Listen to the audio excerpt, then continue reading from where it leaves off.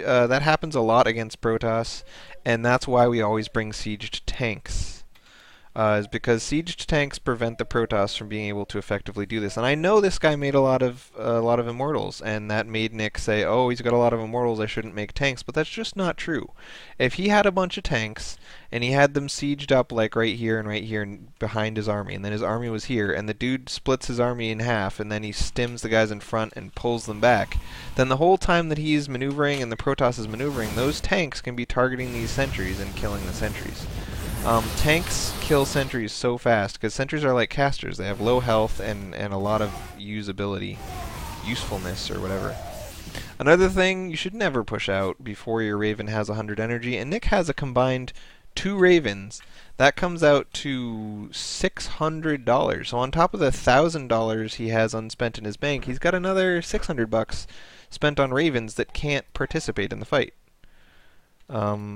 So that's $1,600. So he's got, you know, a very huge, very significant portion of his army that is just not doing anything in this fight, and that's really, really bad. So yeah, siege tanks will prevent you from getting cut in half. 3 or more medevacs will allow you to stim and run away when he does cut you in half, and they will also allow you to pick up and run away when you get cut in half. And they'll also allow your SCVs to heal doubly fast while tanking, and they will also allow you to stim without taking the hit that you normally is associated with stim. Stim is plus 25% damage, minus 10% health, which comes out to a total of plus 15%, but just by having enough medevacs, you change that into plus 25% because you take away the entire health detriment. So this fight went terrible, and watching anything other than this fight is completely meaningless. So let's watch it one last time and talk about the final countdown. Yeah,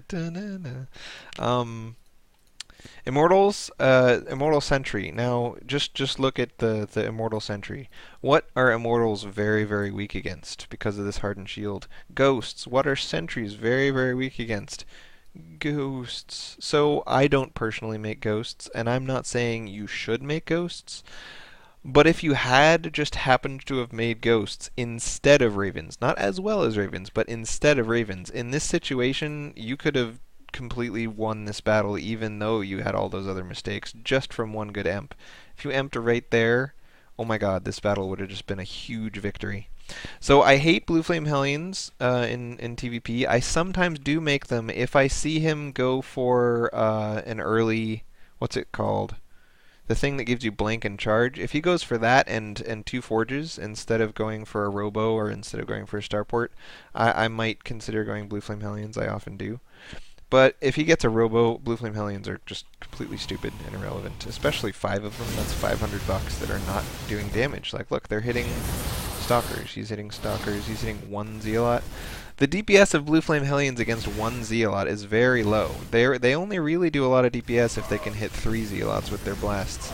And that was the first splash that hit more than 1 unit. So of all the shots the Blue Flame Hellions fired, they never once did a reasonable amount of damage. They hit Stalker, Stalker, 1 Zealot, 1 Zealot, 1 Zealot, 2 Zealots. So in only one of those shots were they ever doing a reasonable amount of DPS.